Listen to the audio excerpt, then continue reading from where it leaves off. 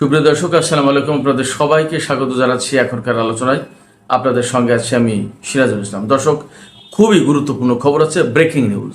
Saudi আরবের আকাশসীমায় অবরোধ আরোপ করেছে ইয়েমেনের হুতি সমর্থিত সরকার। বলেছে আন্তর্জাতিক কোনো বিমান যেন সৌদি আরবের আকাশসীমায় চলাচল না করে। এদিকে হরমুজ প্রণালীতে নিয়ন্ত্রণ ধরে রাখার জন্য প্রয়োজনীয় আইন প্রণয়ন করার আহ্বান জানিয়েছে ইরানের জাতীয় সংসদ। একই সাথে ইরানের সামরিক বাহিনী বলেছে যুদ্ধ করে আমেরিকা হরমুজ প্রণালী খুলতে পারবে না। এর মাঝে আন্তর্জাতিক বাজারে তেলের দাম আকাশচুম্বী। আবার এক মাসের ভেতরে এখন সর্বোচ্চ পর্যায়ে আন্তর্জাতিক বাজারে তেলের দাম। এপাশে ইরানের সর্বোচ্চ নেতা আয়াতুল্লাহ আলী খামেনি, যিনি শহীদ হয়ে গেছেন, তার শাহাদাতের প্রতিশোধ নেওয়ার জন্য ইরানের জাতীয় সংসদের 180 জন সদস্য একটি কড়া বিবৃতি প্রকাশ করেছে। একই সাথে ইরানের সাবেক প্রেসিডেন্ট মাহমুদ আহমাদিনেজাদকে নিয়ে নানান ধরনের গুজব এবং খবর বেরিয়েছে। আসলে বাস্তবতা কি? সুপ্রিয় দর্শক, এই বিষয়গুলো নিয়ে এখন আমি আপনাদের সামনে মোটামুটি বিস্তারিত আলোচনা তুলে ধরার চেষ্টা করব। আশা করি আপনারা শেষ পর্যন্ত সঙ্গে থাকবেন, আর ভিডিও ভালো লাগলে লাইক, কমেন্ট, শেয়ার করবেন এবং চ্যানেলটি সাবস্ক্রাইব করে সাথেই থাকবেন। দর্শক, প্রথম যে আলোচনাটা করতে চাই সেটি হচ্ছে ইয়েমেনের হুতি আনসারুল্লাহ আন্দোলন সমর্থিত সরকার ঘোষণা করেছে যে সৌদি আরবের আকাশসীমায় যেন আন্তর্জাতিক কোনো বিমান সংস্থা তাদের বিমান পরিচালনা না করে পরবর্তী নির্দেশ না দেওয়া পর্যন্ত। ইয়েমেনের হুতিরা একদম পরিষ্কার করে বলেছে যতক্ষণ পর্যন্ত সৌদি আরবে ইয়েমেনের উপর থেকে তাদের অবরোধ প্রত্যাহার করে না নেবে ততক্ষণ পর্যন্ত সৌদি আরবের উপর এই অবরোধ বা এই সতর্কবার্তা বহাল থাকবে। এর মানে কার্যত সৌদি আরবের সাথে ইয়েমেনের যে নতুন করে সংঘাত শুরু হয়েছে, সেই সংঘাতের একটা চূড়ান্ত পরিণতি কিন্তু এই দিকে গেল। তার মানে সৌদি আরবের আকাশসীমা এখন চরমভাবে অনিরাপদ আন্তর্জাতিক যে কোনো বিমানের জন্য। কারণ ইয়েমেনিরা যে কোনো সময় যে কোনো মুহূর্তেই হামলা চালাবে এবং এই তাদের অবরোধ কার্যকর করার জন্য সম্ভবত আন্তর্জাতিক যে কোনো বিমান সংস্থা যারা কথা না শুনবে, তাদের এই নিষেধাজ্ঞা অমান্য করবে, তাদের বিরুদ্ধে ব্যবস্থা নিতে পারবে। তার মানে ড্রোন এবং ক্ষেপণাস্ত্র হামলা চালাতে পারে। সেক্ষেত্রে এখন সৌদি আরবকে হয় একটা মীমাংসায় আসতে হবে ইয়েমেনের সাথে, আর না হয় সৌদি আরবের উপর ইয়েমেন সামরিক শক্তি প্রয়োগ করে অবরোধ আরোপ করবে বা অবরোধ বাস্তবায়ন করবে। এখন মধ্যপ্রাচ্যের যে ক্রিটিক্যাল পরিস্থিতি, এই অবস্থায় ইয়েমেন এবং সৌদি আরবের ভেতরে যদি এই রকমের মারাত্মক দ্বন্দ্ব, সংঘাত, সংঘর্ষ, যুদ্ধ শুরু হয়, তাহলে প্রশ্ন এসে যাবে যে সৌদি আরবের সাথে যে জোট ছিল বাহরাইন, সংযুক্ত আরব আমিরাত, মিশর, সুদান, এই সমস্ত দেশও কি নতুন করে আবার ইয়েমেনের বিরুদ্ধে যুদ্ধ শুরু করবে কিনা? মধ্যপ্রাচ্যের বর্তমান প্রেক্ষাপট কিন্তু ভিন্ন। এদিকে ইয়েমেনের হুতিরা যে ঘোষণা দিয়েছে বাবাল মান্দেব প্রণালীতেও তারা অবরোধ আরোপ করতে পারে, অর্থাৎ হরমুজের মতো তারা বন্ধ করে দিতে পারে। যদি তাই হয় তাহলে পরিস্থিতি কোথায় যাচ্ছে? তাহলে তেলের দাম অবধারিতভাবে বাড়বে। এরই মধ্যে আজকে সর্বশেষ যে খবর, তাতে দেখলাম ব্রেন্ট ক্রুডের যে দাম সেটা হচ্ছে $84.98, তার মানে $85 ব্যারেল প্রতি। যুদ্ধের পরে, অর্থাৎ এই যে আমেরিকা এবং ইরানের ভেতরে যে সমঝোতা স্মারক সই হলো, তারপরে কিন্তু তেলের দাম, প্রতি ব্যারেল তেলের দাম $70 নিচেই চলে এসেছিল। এখন সেই তেলের দাম $85, তার মানে এক ব্যারেলে আপনার $15 বেড়ে গেছে। তার মানে প্রায় 5 ভাগের 1 ভাগ তেলের দাম বেড়েছে, তারও একটু বেশি। তো এই যে আন্তর্জাতিক বাজারে তেলের দাম, ব্রেন্ট ক্রুড এই আর ওয়েস্ট টেক্সাস ইন্টারমিডিয়েট যেটা, সেটা 80.05, তার মানে $80 বেশি ব্যারেল প্রতি দাম। তো একদম পরিষ্কার তেলের বাজার অস্থিতিশীল হয়ে উঠেছে এবং তেলের আজকের যে দাম, তাতে বলা হচ্ছে যে গত 1 মাসের ভেতরে সর্বোচ্চ দাম। এর মানে হরমুজের পরিস্থিতি যদি আরও খারাপ হয় তাহলে তেলের দাম কিন্তু অনেক বেড়ে যেতে পারে। এবং যদি সৌদি আরব এবং তার সাথে যারা জোটে ছিল তারা যদি ইয়েমেনের বিরুদ্ধে যুদ্ধ শুরু করে, তাহলে বাব আল মান্দেব প্রণালী একদম পরিপূর্ণভাবে বন্ধ করে দেবে। এবং ইরানের সাথে যদি আমেরিকার যুদ্ধের মাত্রাটা আরো বেড়ে যায়, তাহলে বাব আল মান্দেব প্রণালী হুতিরা বন্ধ করে দেবে। তারা কিন্তু জোটবদ্ধ ঘোষণা দিয়েছে, এবারে যুদ্ধ প্রয়োজনে জোটবদ্ধভাবে করবে। তো যদি তাই হয় তাহলে তেলের দাম যে $200 চলে যাবে ব্যারেল প্রতি, তাতে আর কোনো সন্দেহ আপাতত নেই। আর এই সংকট, এই সন্দেহ কোথা থেকে আসছে মূলত মার্কিন প্রেসিডেন্ট ডোনাল্ড ট্রাম্প বলেছেন যে মঙ্গলবার অর্থাৎ আজকে আর কয়েক ঘন্টার ভেতরেই আমেরিকার সেনারা হরমুজ প্রণালী এলাকায় আবার নেভাল ব্লকেড মানে নৌ অবরোধ আরোপ করবে। তার মানে দাঁড়াচ্ছে ইরানের কোনো জাহাজ হরমুজ প্রণালী দিয়ে বের হতে পারবে না। তো হরমুজ প্রণালী দিয়ে যদি ইরানের জাহাজ বের হতে না পারে, তাহলে ইরানও কারো জাহাজ বের হতে দেবে না। তার মানে হরমুজ প্রণালী কমপ্লিটলি শাটডাউন হয়ে যাবে। এখানে সবচেয়ে দুঃখজনক হচ্ছে যে আমেরিকা কিন্তু সেই 7 সমুদ্র 13 নদী পার হয়ে এসে মধ্যপ্রাচ্যে একটা প্রণালীর উপর ব্লকেট দিচ্ছে, যার প্রেক্ষাপটে আর একটা প্রণালী বাব আল মান্দেব প্রণালীও কিন্তু বন্ধ হয়ে যেতে পারে। আবার ইয়েমেনের সাথে সৌদি আরবের যে যুদ্ধের আশঙ্কা তৈরি হয়েছে এখন নতুন করে বড় যুদ্ধে, তাতে মধ্যপ্রাচ্যের সামগ্রিক চিত্রটাই কিন্তু পাল্টে যেতে পারে। এইরকম যদি পরিস্থিতি দাঁড়ায়, আমরা এরই মধ্যে কিন্তু কয়েকদিন খবর পাচ্ছি যে কুয়েত এবং বাহরাইন আর সংযুক্ত আরব আমিরাত তো আগেই আমেরিকার সাথে জোট পাকিয়ে ইরানের বিরুদ্ধে হামলা চালিয়েছে। ব্যাপারটা যদি তাই হয় তাহলে এমন হয়ে যেতে পারে যে বাহরাইন, কুয়েত এবং সংযুক্ত আরব আমিরাত এই সমস্ত সব দেশের সাথে ইরানের যুদ্ধ করা লাগতে পারে। একই সাথে আমেরিকা তো করবেই, ইসরায়েলও কিন্তু লেজ পাকাচ্ছে। ইসরায়েলের প্রধানমন্ত্রী বেনিয়ামিন নেতানিয়াহু আজকেও ঘোষণা দিয়েছে ইরান যদি ইসরায়েলের উপর হামলা করে তাহলে এবার সিনারিও ভিন্ন হবে, বড় কিছু ঘটবে, ব্যতিক্রম কিছু ঘটবে। তাহলে কি ব্যতিক্রম, কি ঘটবে? তারা কি ইরানের উপর পরমাণু বোমা হামলা চালাবে? দেখা যাক কি হয়। তো সামগ্রিকভাবে মধ্যপ্রাচ্যের যে পরিস্থিতি খুবই উত্তপ্ত, খুবই সংকটাপন্ন এবং বড় যুদ্ধ শুরু হয়ে যেতে পারে। সৌদি আরব যদি ইয়েমেনের বিরুদ্ধে যুদ্ধ শুরু করে তাহলে সিচুয়েশন কিন্তু ভিন্ন হয়ে গেল। অ্যাট এ টাইম ইরানের সাথে আমেরিকার, কুয়েতের, বাহরাইনের, সংযুক্ত আরব আমিরাতের, ওপাশে সৌদি আরবের সাথে ইয়েমেনের। তখন ইরাক, সিরিয়ার যোদ্ধারা কি করে, লেবানন কি করে, কি পরিস্থিতি দাঁড়ায়, মারাত্মক রকমের অনিশ্চিত অবস্থা তৈরি হচ্ছে। এইরকম একটা সিচুয়েশনে তেলের দাম সত্যি আকাশচুম্বী হবে। গত যে যুদ্ধটা গেল 40 দিনে, সেই যুদ্ধের চেয়ে মারাত্মক অবস্থা তৈরি হবে, এতে কোনো সন্দেহ নেই। এই অবস্থায় প্রত্যেকটা দেশকে, বিশেষ করে বাংলাদেশের মতো দেশগুলোকে খুবই সতর্ক থাকতে হবে এবং দ্রুত তেলের মজুদ গড়ে তোলা দরকার। তা না হলে খুব বিপদে পড়ে যাওয়ার আশঙ্কা রয়েছে। ইরান কিন্তু পরিষ্কার করে বলেছে আমেরিকা যুদ্ধ করে কোনো মতেই হরমুজ প্রণালী খুলতে পারবে না। তার মানে ইরান এই হরমুজ প্রণালীর কন্ট্রোল ধরে রাখার জন্য যা খুশি, মানে যা প্রয়োজন তাই করবে। এবং এই ব্যাপারে ইরানের জাতীয় সংসদে কিন্তু আইন পাশের কথাবার্তা চলছে। আইন পাশ যদি হয় এবং হরমুজ প্রণালী কন্ট্রোলের ব্যাপারে যে কমিটি হয়েছে, সেই কমিটিকে যদি দায়িত্ব দিয়ে দেয় সংসদ, তাহলে সেই কমিটি কিন্তু ওই দায়িত্ব পালন করতে বাধ্য। কারণ ইরানের সংসদে আইন পাশ হলে সেই আইন মানতে তো বাধ্য। এদিকে ইরানের পক্ষ থেকে ইরানের জাতীয় সংসদের 180 জন সদস্য, তার মানে ম্যাক্সিমাম সদস্য একটা বিপ্লবী বিবৃতি প্রকাশ করেছে, মানে খুব কড়া বিবৃতি।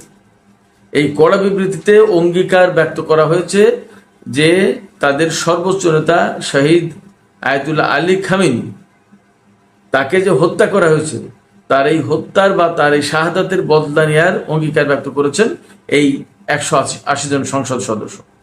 তারা বলেছেন এই প্রতিশোধের পথ অব্যাহত থাকবে এবং আমরা অঙ্গীকার করছি যে প্রতিশোধের পথ থেকে আমরা সরে আসবো না এবং ইরানের সামরিক বাহিনী, জনগণ, ইরানের সংসদ তারা এই প্রতিশোধ নেওয়ার জন্য কার্যকর পদক্ষেপ নেবে। সেক্ষেত্রে একথা বলার যথেষ্ট সুযোগ আছে বা কারণ আছে যে ইরান কোনো মতেই তাদের সর্বোচ্চ নেতার শাহাদাতের যে প্রতিশোধ বা বদলা, সেই জায়গা থেকে সরে আসবে না। তার মানে আমেরিকার সাথে ইরানের যুদ্ধ বা সংঘাত খুব সহজে শেষ হয়ে যাচ্ছে, এটা ভাবার কোনো কারণ নেই।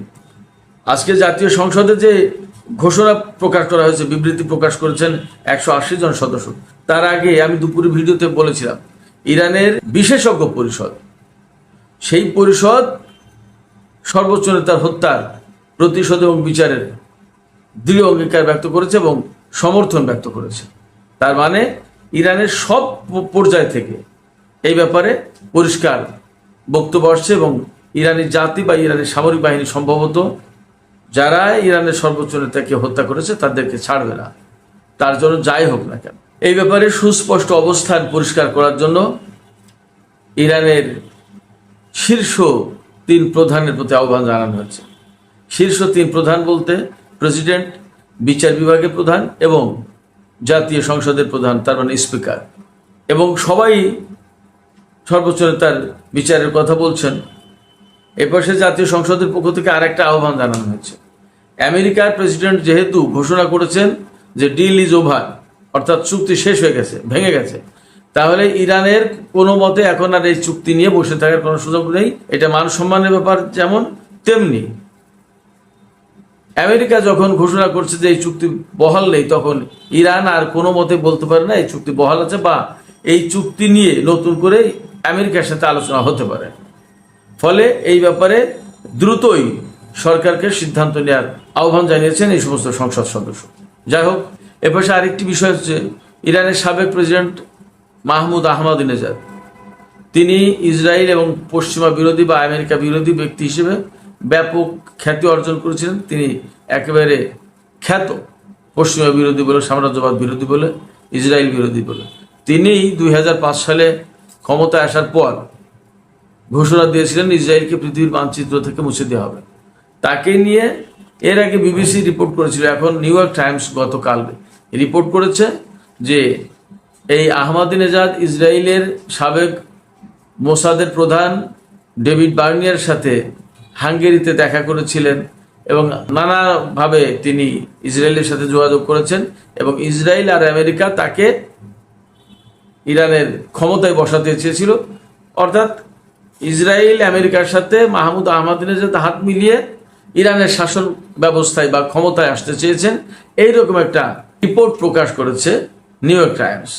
এই ব্যাপারে মাহমুদ আহমাদিনেজাদের দপ্তর থেকে আজকে পরিষ্কার করে বলা হয়েছে এটা হলিউডের কল্পকাহিনী, সিনেমার মতো গল্প, এছাড়া আর কিছু না, বাস্তবতা তো নেই এবং মাহমুদ আহমাদিনেজাদের এইরকম চিন্তা করার কোনো কারণ থাকতেই পারে না। চরমভাবে একদম চূড়ান্তভাবে এই রিপোর্ট প্রত্যাখ্যান করা হয়েছে এবং মাহমুদ আহমাদিনেজাদকে যে গৃহবন্দী বলা হয়েছে, তার দপ্তর থেকে বলা হয়েছে তিনি তো মুক্ত। সেক্ষেত্রে নিউ ইয়র্ক টাইমসের এই প্রতিবেদন একেবারেই গালগল্প। মজার ব্যাপার হচ্ছে যে পশ্চিমা গণমাধ্যম কিন্তু তাদের এজেন্ডা বাস্তবায়নের জন্য সবসময় চেষ্টা করে এবং এই মুহূর্তে ইরানের ভেতরে বিশৃঙ্খলা, ভেদাভেদ, মত পার্থক্য, ডিভিশন তৈরি করার একটা চেষ্টা করছে পশ্চিমা গণমাধ্যম। সর্বোচ্চ নেতাকে হত্যা করার পরে যে ঐক্য প্রতিষ্ঠা হয়েছে, এই ঐক্য আগের চেয়েও বেশি। এখন যেখানে সরকার পরিবর্তন করতে এসেছিল, এখন তারা বিপদে পড়ে গেছে, আরো ঐক্য বেশি হয়ে গেছে। কি করা হবে? এই জায়গায় বিভিন্নভাবে ফাটল ধরানোর চেষ্টা করছে মানুষের ভেতরে। ফাটল ধরানোর চেষ্টা একজনের সাথে আরেকজনের, এক প্রতিষ্ঠানের সাথে আরেক প্রতিষ্ঠানের, জনগণের ভেতরে, এবং অবিশ্বাস, সন্দেহ, দ্বন্দ্ব, হতাশা ছড়িয়ে দেওয়ার চেষ্টা করছে। অনেকেই বলবো তাই নাকি প্রেসিডেন্ট মাহমুদ আহমাদিনেজাদ এই কাজ করতে পারলো? অনেকে বিশ্বাস করে ফেলবে। এমনকি আমাদের বাংলাদেশে এই বিষয়টা নিয়ে ব্যাপক আলোচনা হচ্ছে। অনেক বড় বড় সাংবাদিক, বুদ্ধিজীবী যারা আলোচনা করে, টক শো, ইউটিউবার, বিভিন্নজন বিভিন্নভাবে এই কথা সত্য বলে প্রচার করছে। কিন্তু বাস্তবতা হচ্ছে, আমি একটু অপেক্ষা করছিলাম যে আসলে কি হয়। বাস্তবতা হচ্ছে এই ধরনের কল্পকাহিনী একেবারে ভিত্তিহীন বানোয়াট। এর আগে কয়েকবার বলেছে ইসরায়েলের গণমাধ্যম, পশ্চিমা গণমাধ্যম, যে ইরানে যে কুদস ফোর্স আছে, এই কুদস ব্রিগেডের যিনি commander major general Ismail Kayani, এই ইসমাইল কায়ানিও ইহুদিদের চর এজেন্ট, ইসরায়েলের চর, তাকে আটক করা হয়েছে, তাকে ফাঁসি দেওয়া হয়েছে, নানান কথা ছড়িয়েছে। অথচ এখনও তিনি এই কুদস ফোর্সের প্রধান হিসেবে কাজ করছেন। ফলে আহমাদিনেজাদের যে ঘটনা, এটা একেবারেই বানোয়াট, এর বাস্তবতা নেই, একেবারেই ভিত্তিহীন খবর। এদিকে ইরানের পররাষ্ট্রমন্ত্রী সাইদ আব্বাস আরাকচি একটি গুরুত্বপূর্ণ কথা বলেছেন। তিনি বলেছেন যে প্রতিবেশী দেশগুলো আগে তো বিদেশিদেরকে ঘাঁটি করতে দিয়েছিল, যাতে বিদেশিরা ব্যবহার করে সে ঘাঁটি। আর এখন কোন কোন দেশ এমন হয়ে গেছে যে পুরো দেশটাই বিদেশিদের ঘাঁটি হয়ে গেছে, যে সেক্ষেত্রে ওই সমস্ত দেশের বিরুদ্ধে বা ওই সমস্ত ঘাঁটির বিরুদ্ধে আমাদেরকে লড়াই করতে হচ্ছে, যেটা দুঃখজনক। আমরা তো সেটা করতে চাই না। এই জায়গা থেকে আরেকটু আলোচনা করে আমি শেষ করব। কুয়েত এবং বাহরাইন বিশেষ করে ইরানের বিরুদ্ধে যে সমস্ত হামলা চালাচ্ছে বলে বিভিন্ন সময় খবর আসছে, এই ব্যাপারগুলো নিশ্চয়ই সত্য এবং আব্বাস আরাকচির কথার কিন্তু ইঙ্গিত সেই দিকে। যদি তাই হয় তাহলে ইরান কিন্তু এই সমস্ত দেশের বিরুদ্ধে যুদ্ধ করতে আলটিমেটলি বাধ্য হবে। যখন এই সমস্ত দেশের বিরুদ্ধে ইরান যুদ্ধ করবে তখন কিন্তু যুদ্ধের মোড়, প্যাটার্ন, কায়দা, ডিজাইন, পরিকল্পনা, নকশা সমস্ত সবকিছু পাল্টে গেল। তার মানে মধ্যপ্রাচ্যে এতদিন যে ভাবে বা যে ধরনের যুদ্ধ হয়েছে ব্যাপারটা কিন্তু সেই রকম থাকবে না। তাহলে যুদ্ধের কলেবর এবং যুদ্ধের পরিধি বেড়ে যাচ্ছে। ইরানের সর্বোচ্চ নেতা সর্বোচ্চ নেতা আয়াতুল্লাহ আলী খামেনি তিনি বলেছিলেন যে আমেরিকা যদি ইরানের উপর হামলা চালায় তাহলে বৃহত্তর আঞ্চলিক যুদ্ধ শুরু হতে পারে। আমার কাছে মনে হচ্ছে এখন বিষয়টা সেই দিকে যাচ্ছে। সুপ্রিয় দর্শক, এখনকার আলোচনা এখানে শেষ করতে চাই।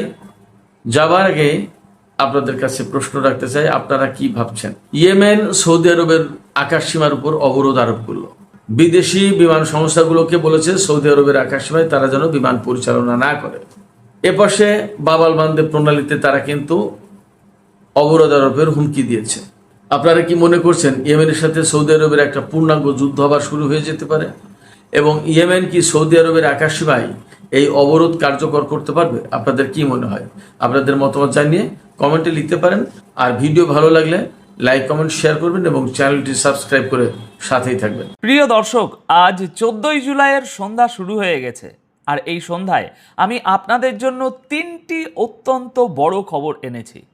প্রথম খবর, ডোনাল্ড ট্রাম্প কি এবার ইরানে কোনো পারমাণবিক বিস্ফোরণ ঘটাতে চলেছেন?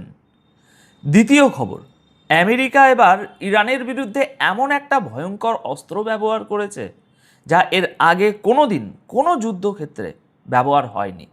অর্থাৎ সেই অস্ত্রের প্রথম টেস্টিং করা হলো ইরানের মাটিতে, আর সেই অস্ত্র দিয়ে ইরানের একটা খুব বড় টার্গেট ধ্বংস করা হয়েছে। তৃতীয় খবর, আমেরিকান মিডিয়াই এই যুদ্ধে ইরানকে অনেক বেশি শক্তিশালী দেখাচ্ছে, আর এতে ডোনাল্ড ট্রাম্প চরমভাবে রেগে গেছেন।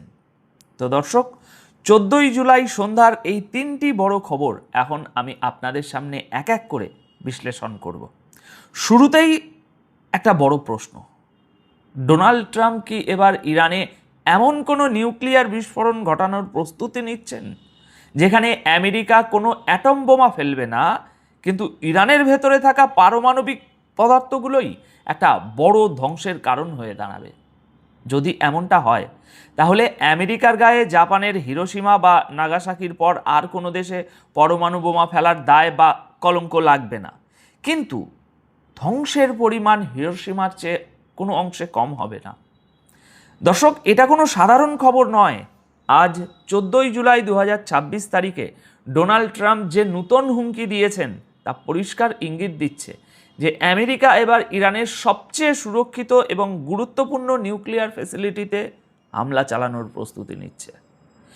ইসরায়েলি ওয়েবসাইট জে ফিডের 14ই জুলাইয়ের রিপোর্ট অনুযায়ী আমেরিকার B-2 স্টেলথ বোমারু বিমানগুলোকে আবারও সক্রিয় করা হয়েছে এবং সেগুলোতে বড় বড় বাংকার বাস্টার বোমা এখন লোড করা হচ্ছে।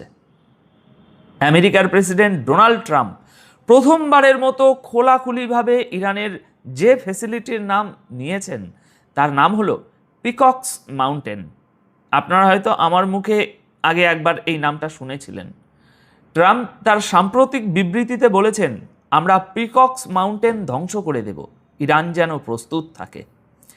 এই হেডলাইনটা সারা বিশ্বের খবরের কাগজগুলোতে ছাপা হয়েছে, আর আমরা সবাই জানি মোটামুটি এখন ট্রাম্প ইদানিং যা বলছেন তা মোটামুটি করছেন, তাই তার কোনো হুমকিকে হালকাভাবে নেওয়াটা এখন বোকামি হবে। দর্শক, এই পিকক্স মাউন্টেন কোনো সাধারণ মিলিটারি বেস নয়। রিপোর্ট অনুযায়ী এটি নাতানজের কাছাকাছি অবস্থিত ইরানের সবচেয়ে সুরক্ষিত আন্ডারগ্রাউন্ড নিউক্লিয়ার ফ্যাসিলিটি। বলা হয়ে থাকে এটা কঠিন গ্রানাইট পাথরের পাহাড়ের ভেতর 100 মিটারেরও বেশি গভীরে তৈরি করা হয়েছে। কিছু কিছু রিপোর্ট তো এও বলছে যে এর কিছু অংশ মাটির প্রায় 2000 ফুট নিচে অবস্থিত। একে ইরানের ফার্দো পরমাণু কেন্দ্রের চেয়েও অনেক বেশি সুরক্ষিত মনে করা হয়। রিপোর্ট বলছে এখানেই হয়তো ইরানের ওই হাইলি এনরিচ ইউরেনিয়ামের মজুদ লুকিয়ে রাখা হয়েছে। কয়েক মাস আগে আমরা এই খবরটাই আপনাদের বিস্তারিত দিয়েছিলাম। এটা মনে করা হয় যে পিকক্স মাউন্টেনের এই আন্ডারগ্রাউন্ড ফ্যাসিলিটিতে এনরিচমেন্ট হল এবং অত্যন্ত গুরুত্বপূর্ণ নিউক্লিয়ার সিস্টেম রাখা আছে। আর এই কারণেই 2025 এবং 2026 সালে আমেরিকা ইরানের যেসব পরমাণু কেন্দ্রে হামলা চালিয়েছিল তখন তারা পিকক্স মাউন্টেনকে ছোঁয়ারও সাহস করেনি। এখন অনেক ডিফেন্স এক্সপার্ট মনে করেন যে আমেরিকার সবচেয়ে শক্তিশালী বাংকার বাস্টার বোমাগুলোও হয়তো এত গভীরে পৌঁছাতে পারবে না।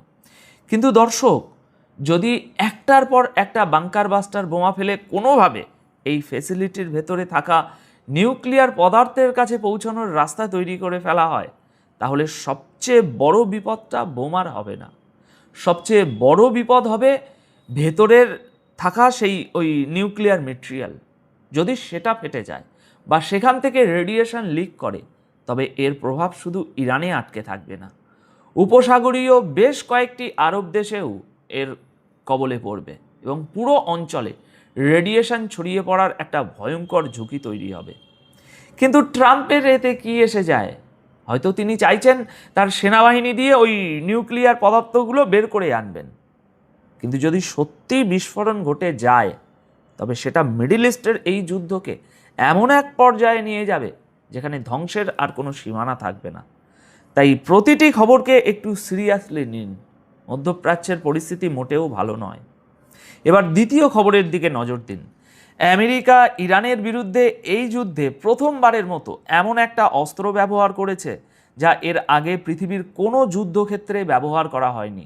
মনে হচ্ছে ইরান এখন আমেরিকার নতুন নতুন অস্ত্রের টেস্টিং গ্রাউন্ড হয়ে উঠেছে। আজ 14ই জুলাই, কিন্তু 12ই জুলাই শুরু হওয়া হামলার সময় আমেরিকা প্রথমবারের মতো সি ড্রোন বা চালকবিহীন সুসাইড বোট ব্যবহার করেছে। আমেরিকার মিলিটারি সেন্ট্রাল কমান্ড 13ই জুলাই রাতে এই খবরের সত্যতা নিশ্চিত করেছে এবং হামলার একটা ভিডিও প্রকাশ করেছে, যা আপনারা শুরু থেকেই দেখছেন। আমি এই ভিডিওর একটা সূক্ষ্ম বিষয় আপনাদের বোঝাচ্ছি, একটু দাঁড়ান। রিপোর্ট অনুযায়ী বন্দর আব্বাস নেভাল বেসে থাকা ইরানের সাবমেরিন এবং জাহাজ, সেই জাহাজের মেনটেনেন্স ফ্যাসিলিটিগুলোতে হামলা করার জন্য 3টে আনম্যান্ড সারফেস ভেসেল পাঠানো হয়েছিল। এগুলোই হলো সেই সি ড্রোন, যেগুলো সোজা গিয়ে টার্গেটে ধাক্কা মারে আর বিস্ফোরণ ঘটে যায়। সেন্টকম বলছে আমেরিকান মিলিটারি তাদের ইতিহাসে প্রথমবারের মতো এই সি ড্রোনগুলো যুদ্ধের ময়দানে ব্যবহার করলো।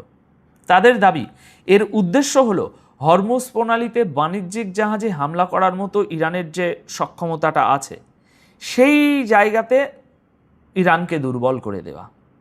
দর্শক, ইরানের কাছে কিন্তু আগে থেকেই এই ড্রোন বোটগুলো আছে, কিন্তু আমেরিকার অন্যান্য সব অস্ত্রের মতো এই অস্ত্রটিকেও তারা অনেক বেশি আধুনিক এবং বিপজ্জনক করে তুলেছে।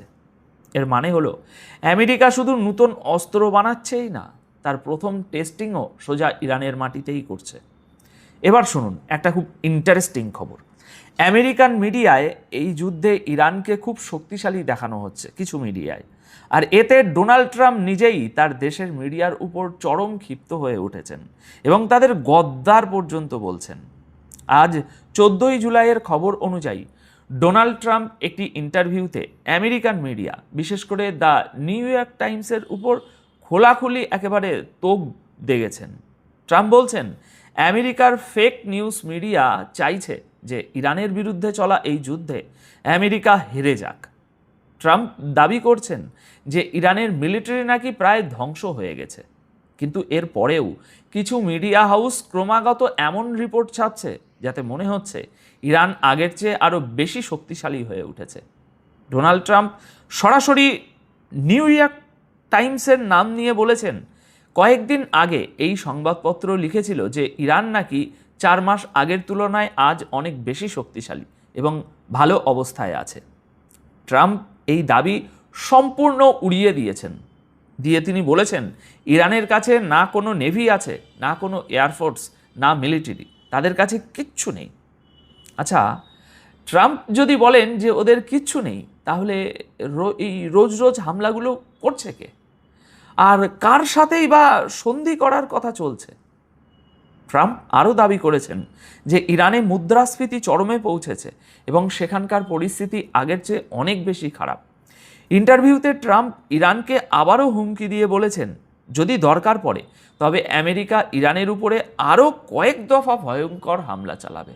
দর্শক, ট্রাম্প নিউ ইয়র্ক টাইমসের ঠিক কোন রিপোর্টের কথা বলছিলেন তা তিনি পরিষ্কার করে বলেননি, কিন্তু এতটুকু পরিষ্কার যে ইরানের সাথে এই যুদ্ধ এখন আর শুধু ময়দানেই সীমাবদ্ধ নেই। এই যুদ্ধ এখন আমেরিকার ভেতরে, মিডিয়া এবং হোয়াইট হাউসের মধ্যেও শুরু হয়ে গেছে, যেখানে দুপক্ষ সম্পূর্ণ আলাদা দুটো ছবি তুলে ধরছে।